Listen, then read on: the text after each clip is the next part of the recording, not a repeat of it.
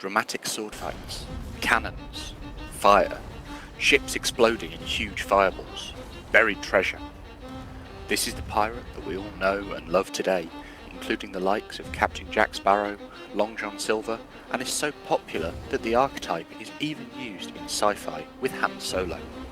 The lovable rogue, the champion of the high seas, sailing out from port to find riches, alcohol, women, and with a carefree, but mostly an immensely clever, lucky, and well-planned strategy. However, as entertaining and thrilling as this type of character is, it's not entirely accurate. The political impact that pirates had was nowhere near as much as it's made out to be in the films, and the whole idea of people escaping to live as a pirate for moral reasons is the Romantic era's lingering effects. Even the exaggerated West Country accent as the globally recognised way that pirates talk was merely the creation of Robert Newton in the 1950 adaptation of Treasure Island, who was speaking in a modified version of his own West Country dialect. Therefore, pirates have always been villainised or romanticised rather than accurately portrayed in the media, with the turning point being the early 19th century and later works adding more features to the archetype, capturing ideas towards individual liberties. So if the media doesn't depict pirates accurately, what were pirates actually like? The image of the pirate and pirate battles that we know today is emerging of around 300 years worth of media, most of it made for entertainment and propaganda rather than to inform.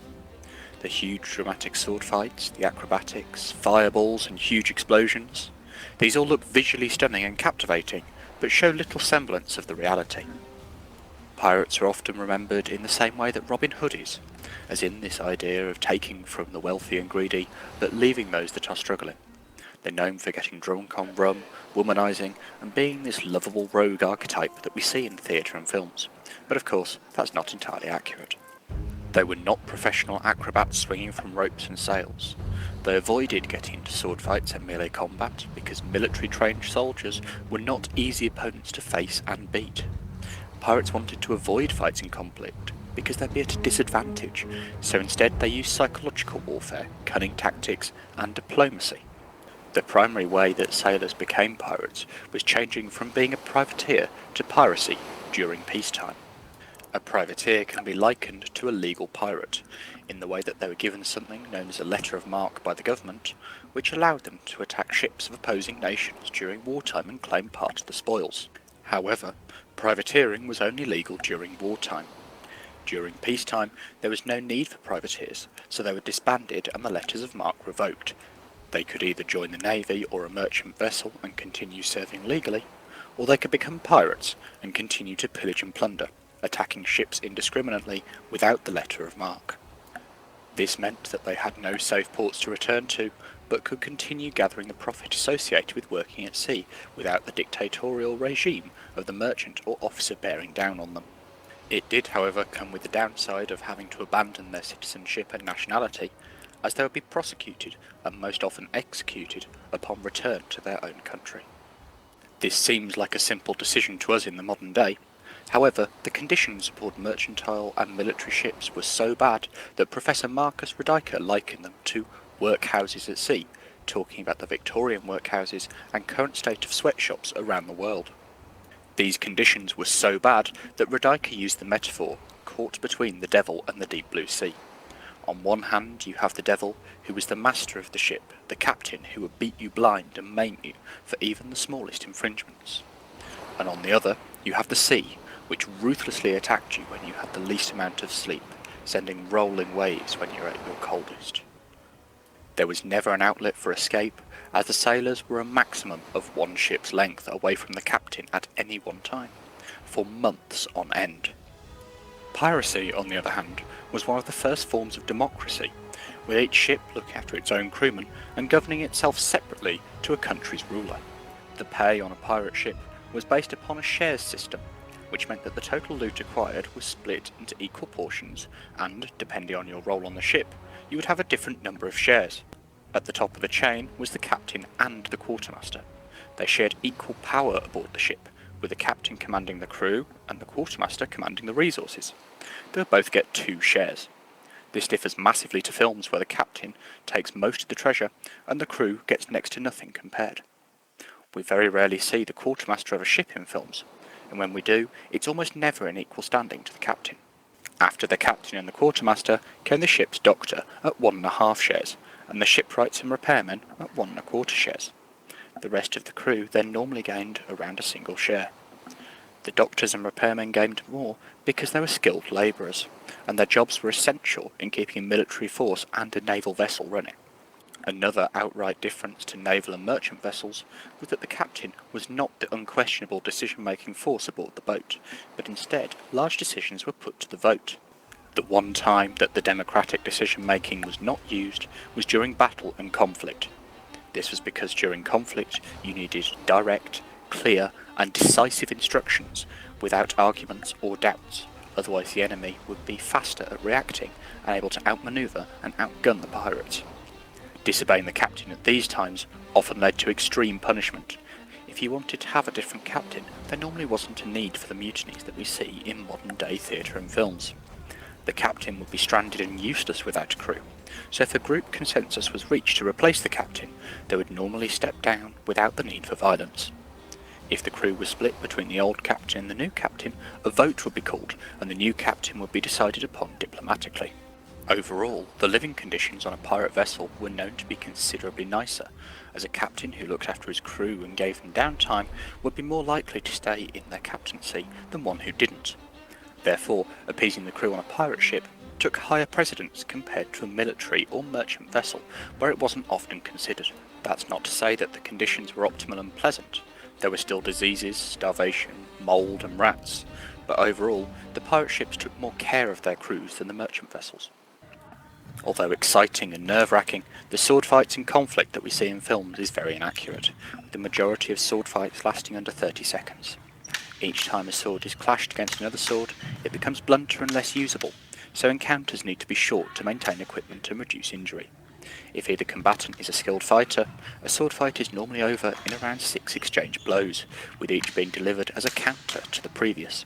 The first person unable to counter their opponent's blow loses. The use of pistols in reality was also very different to what we see in the media, with pistols giving an initial volley of fire at the start of an encounter to create fear and take out high-danger opponents. Unlike in films, pistols were not reloaded during the fight, as each shot would take way too long to prepare to be an effective weapon. The other issue with pistols, cannons and rifles was that they all used gunpowder. Gunpowder must be kept dry at all times in order to function, and being aboard a ship made that difficult. Therefore, such weaponry would only be loaded immediately prior to a possible conflict, which means that there would be no danger of being shot randomly whilst aboard ship, as we often see in films. The fear factor of pistols and such weapons was the main attraction for pirates, as other explosive-based weapons were also used for a similar effect. Flashbangs and grenades saw usage in boarding actions, and the pirate Edward Teach, also known as Blackbeard, was known for lighting fuses he had placed in his beard to create a terrifying effect. This psychological warfare was much more effective than physical fights, as there was less casualties and expenditure of precious resources. Better to frighten an opponent into surrendering than to get into a fight and potentially lose crew members. The pirate we see today is the culmination of around 200 years of media productions, both theatrical and literarily. The most well-known of the modern era is Disney's Pirates of the Caribbean film series, starring Johnny Depp as the half-mad but equally brilliant Captain Jack Sparrow. Prior to this, we find the first Technicolor film adaptation of Treasure Island in 1950, which cemented the pirate accent that we know today. The first release of the book Treasure Island in 1883 brought on the ideas of the lovable rogue, and the early 19th century pirate literature, such as the poem The Corsair by Lord Byron, started off the romanticisation of the pirate from the previous vilification. All of these romanticisations of the pirate differ massively from the original media productions of piracy, which always seek to villainise and overplay the evilness of such characters. The primary example of this is in Captain Charles Johnson's book, A General History of the Robberies and Murders of the Most Notorious Pirates, published in 1723. This book is a collection of different pirates' exploits and crimes, told in a narrative that makes it surprisingly readable and entertaining.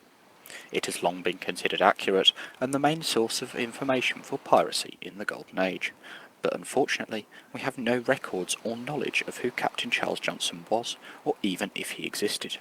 This book could have been either a naval officer or even a pirate writing under a pen name. Either way, this book gives us very useful information on both piracy in the Golden Age and also the media's views on piracy.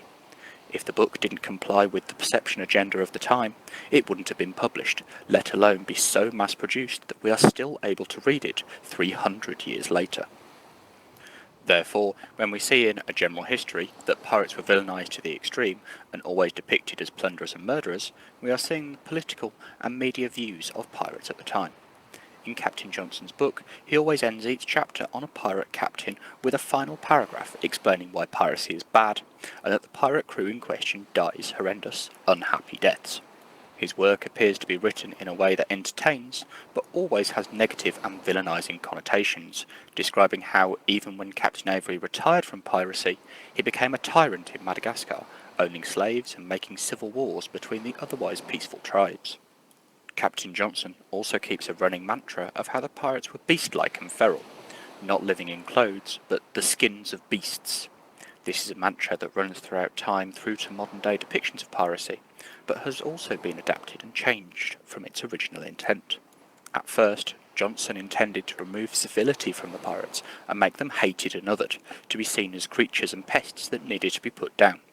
However, as time progressed into the Romantic era, this feature gathered fascination and fetishisation within the media. The idea of a roguish man of the sea, uncontrollable and wild, was a fantasy for many middle to upper class women, who were constrained to the bounds of private high society and delicate mannerisms. After the end of the golden age of piracy in the 1730s, pirate literature becomes more barren, as there was no need for propaganda and dissuasion against a threat that no longer existed. However, this evolution of things originally seen as uncivil and negative to something positive and fetishised occurred during the 19th century and the Romantic era, a time far enough in the future that the propaganda and media control over writings about pirates was lessened because there was no longer a threat to the British or American interests. The 19th century also coincided with a lot of anti-establishmentarianism, with revolutions occurring all across Europe and America. This meant that the idea of a lovable rogue that worked for the betterment of themselves rather than slaving away for a master was very popular and resonated with many people. According to historian Hans Turley, the pirate became the embodiment of sexual and cultural anarchy. Pirates became mythological beings rather than real people, and the ideas around the roguish and handsome brigand or the nationless freeman of the sea started to emerge. The turning point in literature was Lord Byron's The Corsair, published in 1814 and written in his typical romantic style. It revolves around Conrad the Corsair, who is introduced as a highly respected and feared pirate captain. Conrad is also shown to be loving and caring, and whilst he accepts that he is not a good person, he has good intent. He was a villain, aye, reproaches shower on him, but not the passion, nor its power, which only proved all other virtues gone. Not guilt itself could quench this loveliest one. In the second canto, Conrad is caught within a Turkish palace as fire rages across the room. He tells his men to save the women. He rescues a slave named Golnar, who becomes immediately infatuated with him and his gallantry, offering to help him escape from the prison he was captured in. When she asks him to kill her tyrannical master, he objects, saying, "To smite the smiter with the scimitar. Such is my weapon, not the secret knife." This continued show of gallantry and chivalry is massively juxtaposing the previous depictions by Captain Charles Johnson, seeing pirates as mythological creatures and likening them to an Arthurian knight rather than the wild beasts that should be removed from society.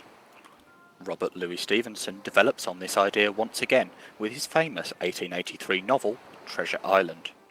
Treasure Island is the primary source that pirates within modern media are based on, with Stevenson ingraining the image of a tricorn hat, a parrot on one shoulder, a peg leg and an eye patch into history. Long John Silver and his parrot Flint are the original modern pirate trope. The original story was an article in a magazine, but was so well received and loved that it was turned into a book. The character Long John Silver is highly charismatic and skilled in lying and manipulation. However, he gets on very well with the main character Jim Hawkins and acts almost as a father figure for him before the mutiny. Even after this, Silver looks out for Jim, saving him from being executed and instead made him a captive. Silver is highly cunning and witty, and is able to make the most of every situation, even when it turns against him. He even manages to escape at the end of the book with a bag of treasure, instead of being turned into the authorities. Disney's 1950 adaptation of Treasure Island took all of these features of a pirate and created the stereotypical pirate that we know today. The final piece that was added in this film was the pirate accent that is known across the world today. This accent is so ingrained within our current interpretation of pirates that we even have an international Talk Like a Pirate Day on the 19th of September. This was due to Robert Newton's decision to use an exaggerated West Country accent, as he felt most familiar with it, having been born in Dorset. Finally, we see the culmination of 300 years worth of pirate media in today's films and media, with films such as Pirates of the Caribbean and video games such as Assassin's Creed Black Flag. Jack Sparrow embodies the eccentricity and the wits of Long John Silver, saves the damsel in distress like Conrad the Corsair, and embodies the ideas of freedom from the state and the open sea that was so desired by the people of the 19th century. Overall, we can see the evolution of the pirate throughout media, from its villainised start through to the romanticisation in the 19th century and the creation of the archetypal character we see in the media today. The pirate continues to capture the ideas of individual liberties and continues to evolve as the media industry builds upon the inaccurate but entertaining trope throughout the ages.